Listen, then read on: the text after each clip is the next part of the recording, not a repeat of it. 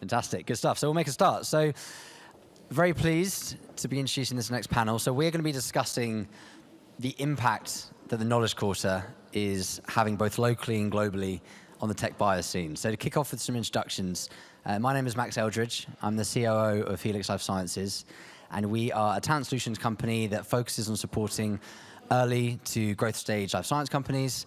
And for the past several years, I've personally been focusing on platform biotech in the TechBio world. And for the past year now, actually, had the privilege of supporting Relation and Rosie post their fantastic seed round with their growth. So that's been a really good time. So very pleased to be supporting and moderating this panel with Jodie, Rosie, Stephen. I'll just say that again. That was very nice to say. So I'm sure many of you know these people on stage, but to kick off, some introductions, and then we'll get into it. So Jodie, maybe if you'd like to start. Yeah, sure. I'm Jodie Eastwood. I'm Chief Executive of the Knowledge Quarter. Welcome to the Knowledge Quarter. As many of you will know, it is the innovation district. We position ourselves as a place of innovation that operates within that loose 1 mile radius of King's Cross. We are Knowledge Quarter the place, but we are also Knowledge Quarter the organisation and the network. And our role really is to work with our over 100 member organisations across all sectors and all sizes, including Relation and Recursion, who are our newest member, and the Crick, to ensure that we explore how to operate as individuals and organisations outside of silos, and how can we create that right space and right sort of sweet spot for collaboration. Thank you. I'm Rosie Rodriguez. I have the privilege that you've heard a lot about Relation, but just to tell you a little bit about myself, I'm the SVP of Growth, and that means that I wear multiple hats within the company. One of it is sort of our infrastructure, our place, hence we are gathering here today a lot of the sort of people and culture, and of course sort of our clinical operations and communication. So there's many things that we drive at Relation. As you heard, we are laser focused on delivery, and it is such a pleasure to be here. Hello, I'm Steve Bates. I'm the Chief Executive of the UK Bioindustry Association. And in order to compete with Rosie's boots, I'm going to have to be really, really, really excited.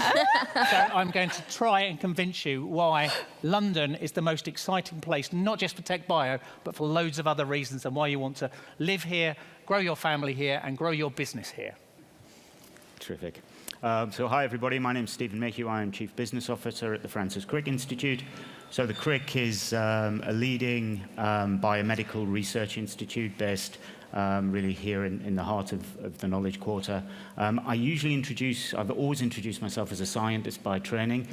At the Crick, they need more description, so I'm a biochemist by training. But I've spent most of my career in R&D in the UK, but working for a number of different organisations, big and small pharma, not-for-profit, charity sector, etc. Perfect, thank you. So let's firstly set the scene for the Knowledge Quarter. So with all of the AI, the biomedical advancement we've seen recently, what is it really known for in delivering? And therefore, so Jodie, to come to yourself firstly, if I can ask the question, can you give us a sense of the current initiatives of the Knowledge Quarter, its purpose, and especially how it's been expanding its role across the bio world? That's a 45-minute presentation. I think that there's so much I can say in response to that question. I think that the first thing that it's worth flagging is that while we are seeing a TechBio revolution in the Knowledge Quarter, the Knowledge Quarter has been the intellectual home of intellect and knowledge for many, many hundreds of years.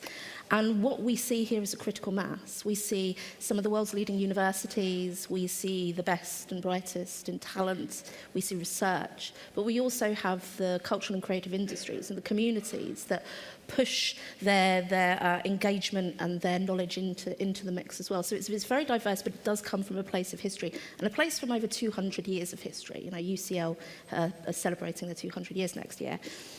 In terms of the activities, ultimately everything that the Knowledge Quarter as an organisation does, it does at suggestion or influence from its members.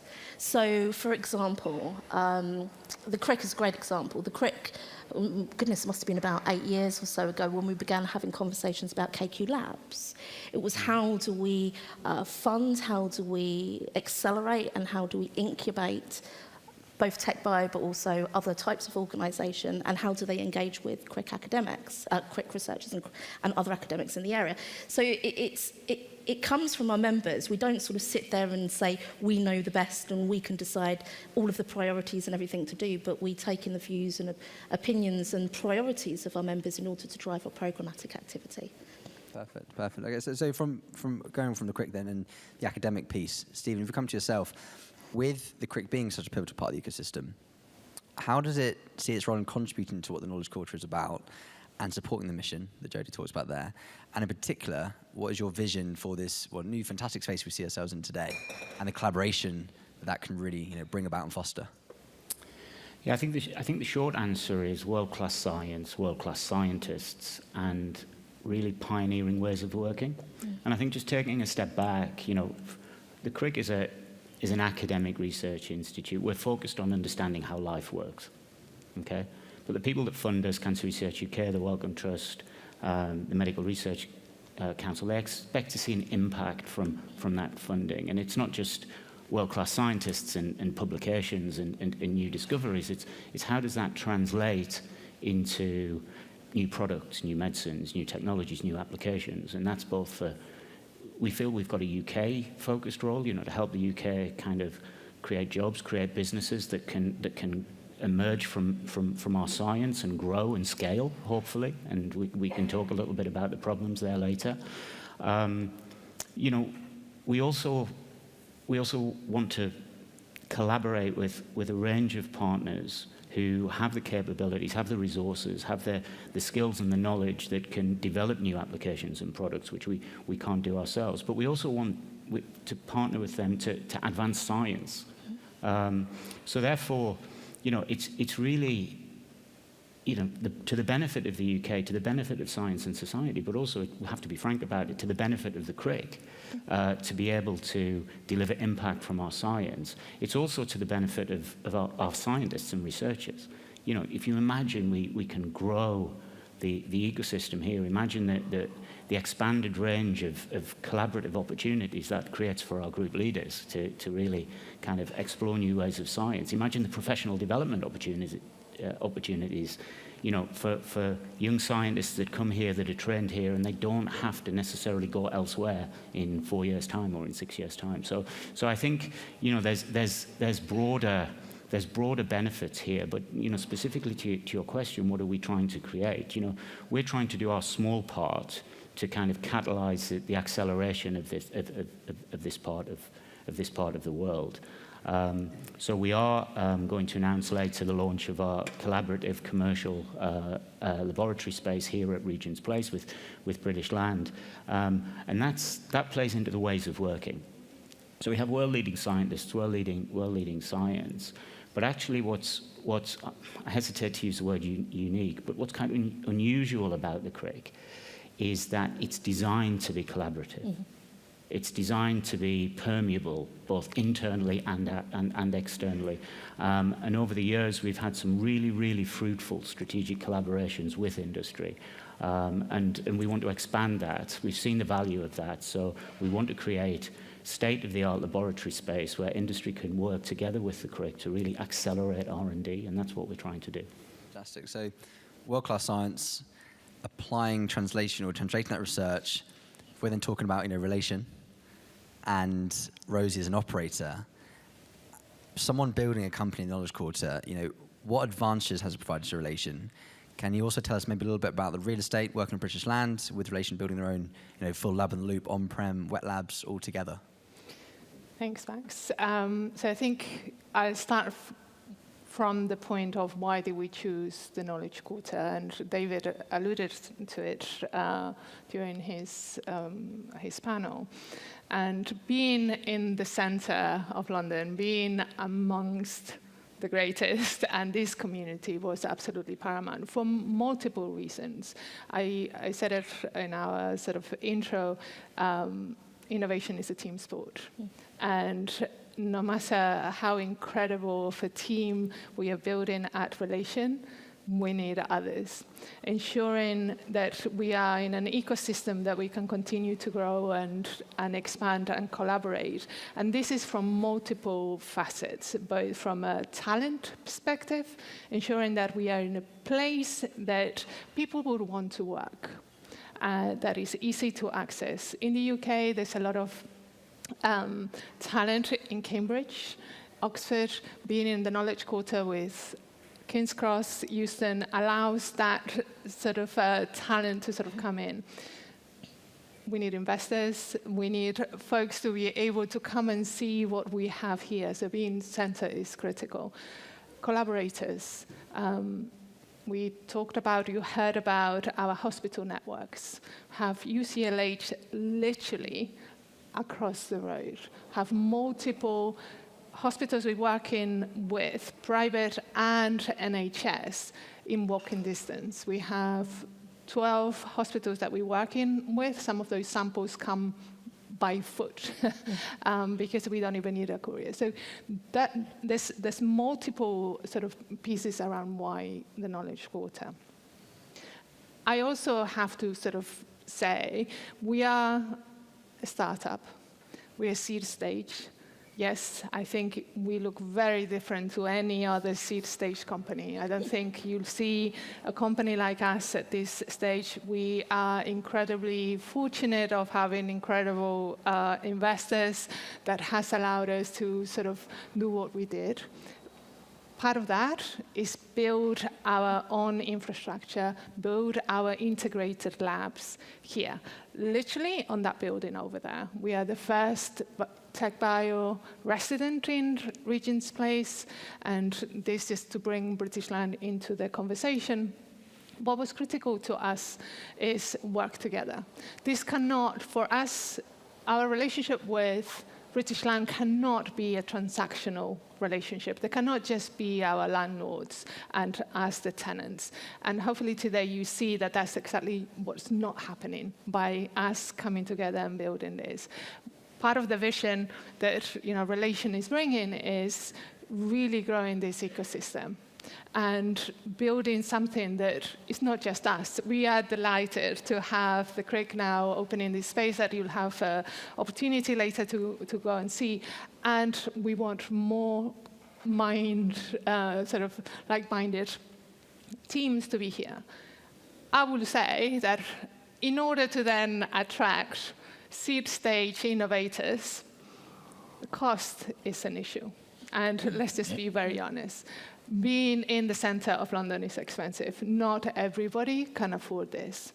So we were very fortunate to have raised an initial seed, a very large initial seed that allowed us to work with British Land and have a sort of a longer-term lease, but not many people would do that. So I think, my call out to, and I'm delighted to have Steve here, but, it's not just the BIA, it's the government, is, British Land, and it's others in order to bring, companies like us, it has to be accessible. Mm-hmm. And, as proud as we are to be here, we shouldn't be the only ones here at this stage.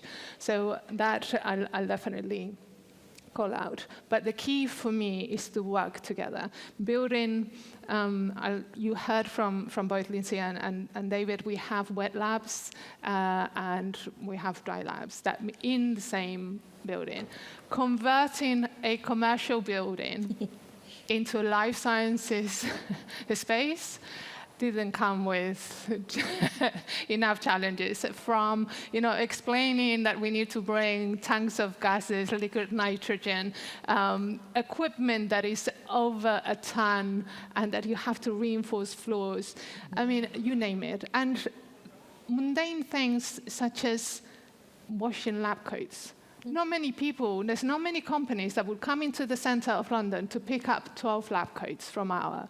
So, it's funny, but it's not funny, because we cannot, as effective as we are, we can't take them home and wash them, right? So working with British Land and ensuring that we have a space that is serviced, allowing us to really build that collaboration. We, as a small company cannot be solving all the challenges. Again, I call Mike and Simon at British Land that have been fantastic, fantastic partners to really go through the sort of the barriers and work together to ensure that we can be here.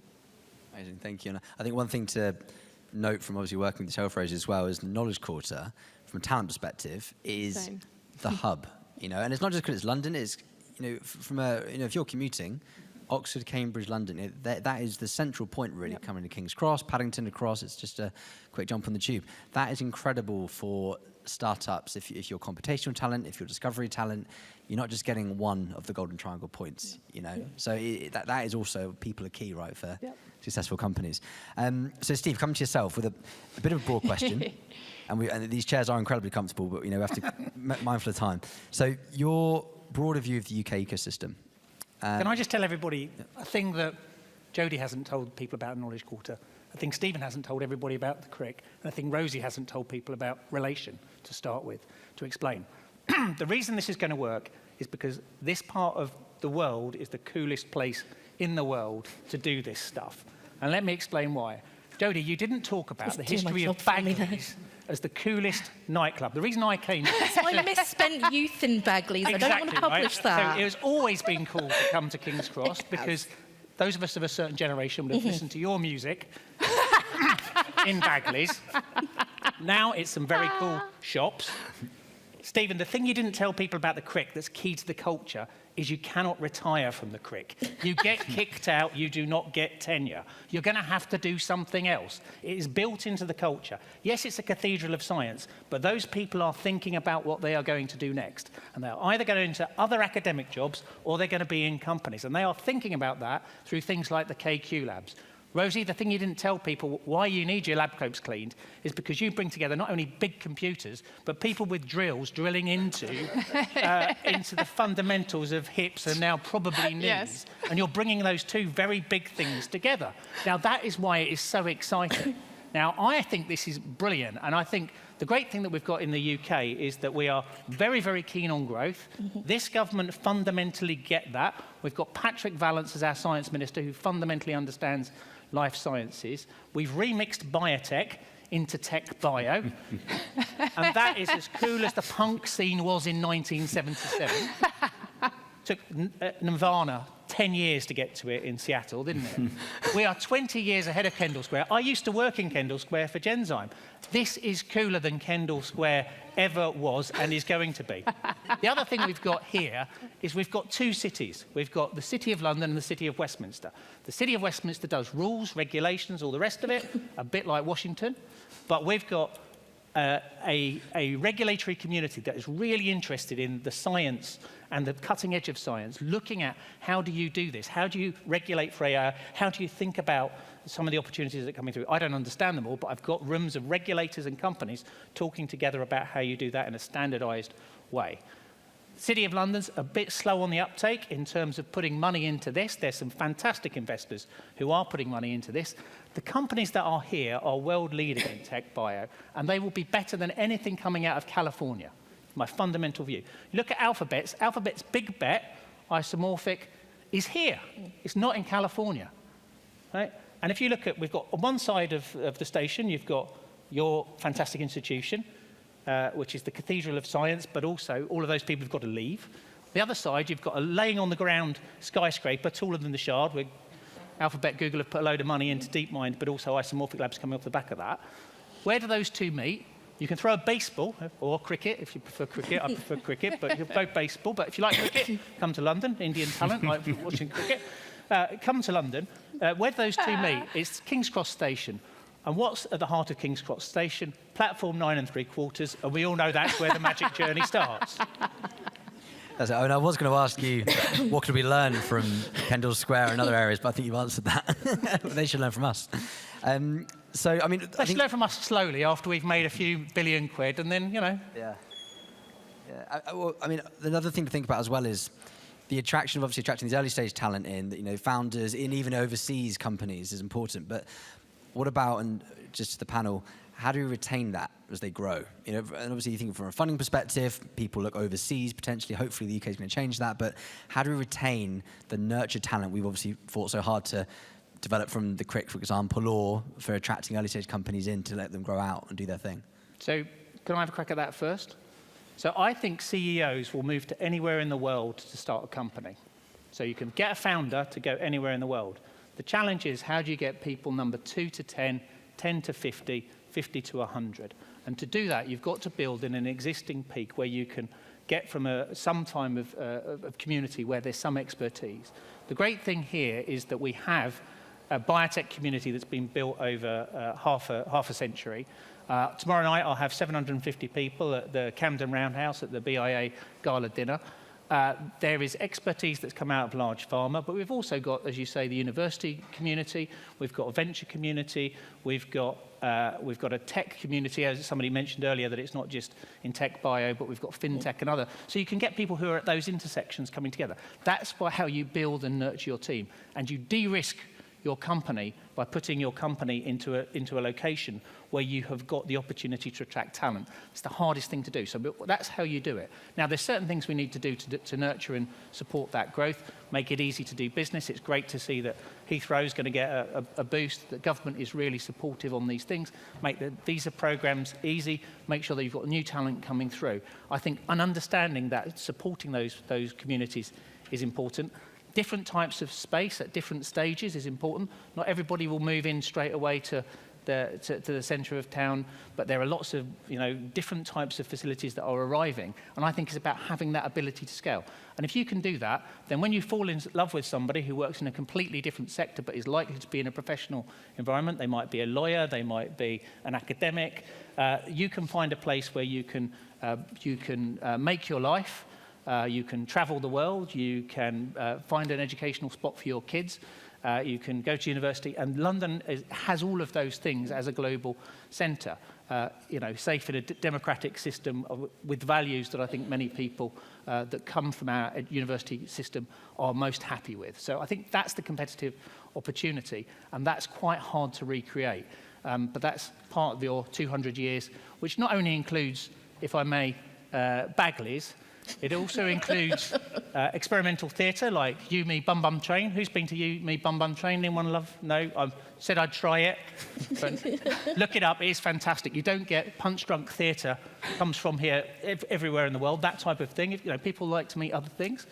And, of course, the key group you haven't got here yet is the Vagina Museum. Oh, we have got. They are here. They Jenny. want to move into the Knowledge Quarter. They're in trendy Bethnal Green at the moment, but I think they should have a point in the Knowledge Quarter, and I'm looking to Jodie, you to make that happen. It's already on my agenda, and Jenny and I are working on putting together a piece of work And now I around get some free merch research. from the Vagina Museum.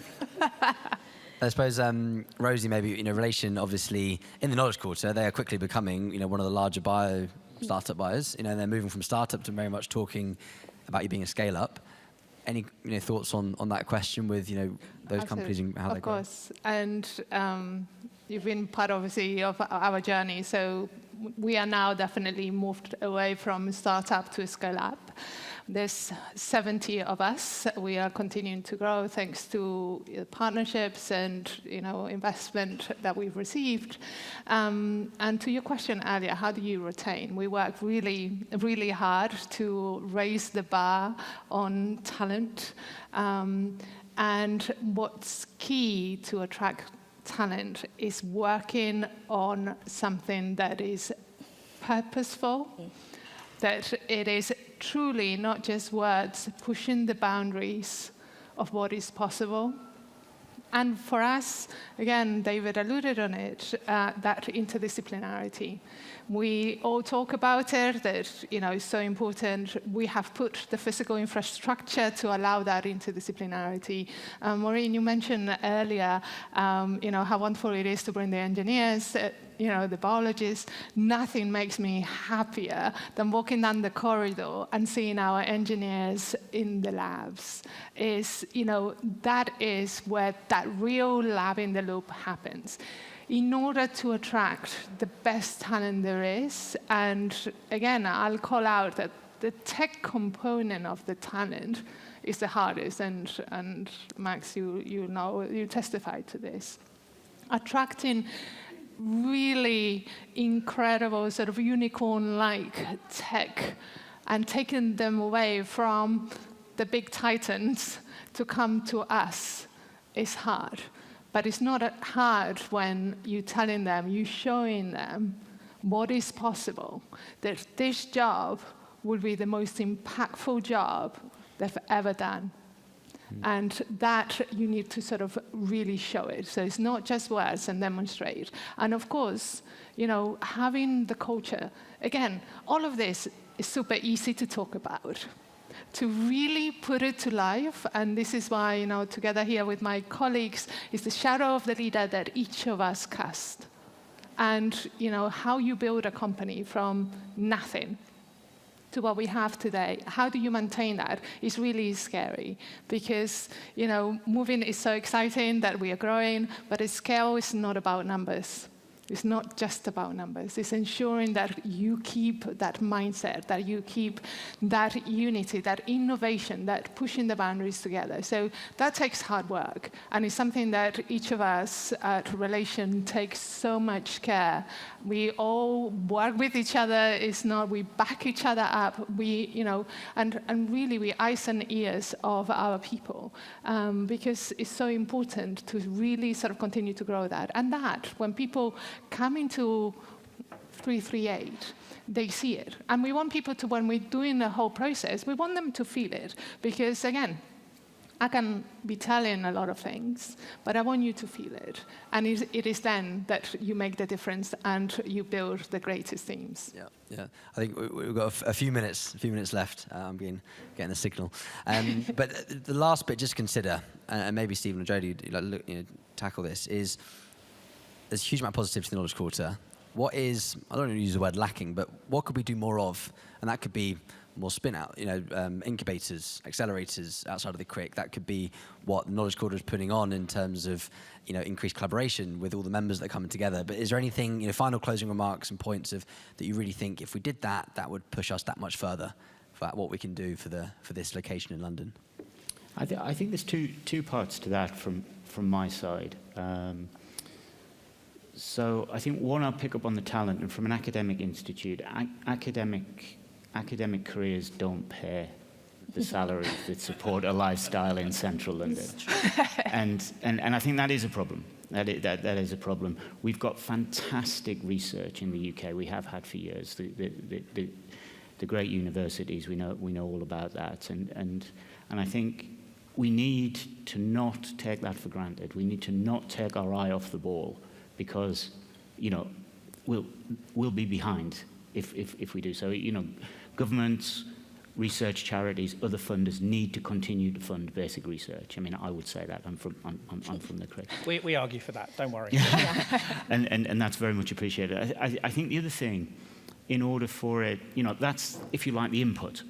The other thing, we alluded to it. We have great science. We have sophisticated sort of early stage, I think, venture and risk capital. And I think even from the US, you've got the big investors coming across here now. So, it's not to the scale, and we need to be able to take more risk, and we need to be able to, recognize that a business failure or a scientific failure is not necessarily a failure in performance.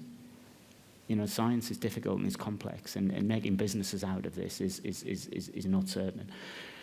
I think where we really need, from my perspective, to overseeing sort of the spin-outs of companies from the Crick, we need an environment where we've got growth capital and we can really accelerate those companies to go from, to go to the size that Recursion are now, but in their sort of growth phase, and really generate businesses of that scale, of that quality. And then I think the system will have a critical mass, and it will be able to sustain itself, and then maybe we will be able to compete with some of the other cities that we've talked about. Fantastic. I think, Jodie, we've got 30 seconds summary, wrap up, and then we'll finish off. Right, very, very quickly. For me, the most important and integral part of the Knowledge Culture is the trusted relationships that we have developed with our members. bringing them together through projects and activities, through policy, through advocacy. Those relationships are worth more than anything in the world. Secondly, GVO for the Knowledge Quarter, 43 billion. I mean, we're talking about a significant contribution here to the UK's economy. Thirdly, research output. We've just completed a piece of research with UCL and Elsevier about the research output for the Knowledge Quarter compared to 4 other places of innovation across the world, including Kendall Square. The Knowledge Quarter head and shoulders above it, for share. In terms of the challenges and risks, the cost of space within the KQ, I mean, the Knowledge Quarter or King's Cross is now the most expensive place in London to do business. That's a challenge. As Stephen rightly pointed out, the very British risk adverseness of investment, you know, if we could click my fingers and change that, I think that that would be an excellent win. And lastly, one of the challenges that we have is that London is a city of innovation. We're talking about the Knowledge Quarter today, and the Knowledge Quarter is a place of innovation, an innovation district within a city. We have multiple places of innovation within the city and multiple innovation districts. For me, I spend a lot of my time navigating that to ensure the London message is there, it's clear, and it avoids us almost falling in competition with each other. So, you know, I would much rather see a startup who can't afford to be in the Knowledge Quarter go over to Imperial in White City, go over to Paddington, go over to the Queen Elizabeth Olympic Park, and retain that talent and expertise where we can still reach it rather than lose it to other parts of the UK or indeed other parts of the world. Amazing. Sorry, that was longer than 30 seconds. Fantastic. Thank you. Thank you, everyone. Thanks, Jodie.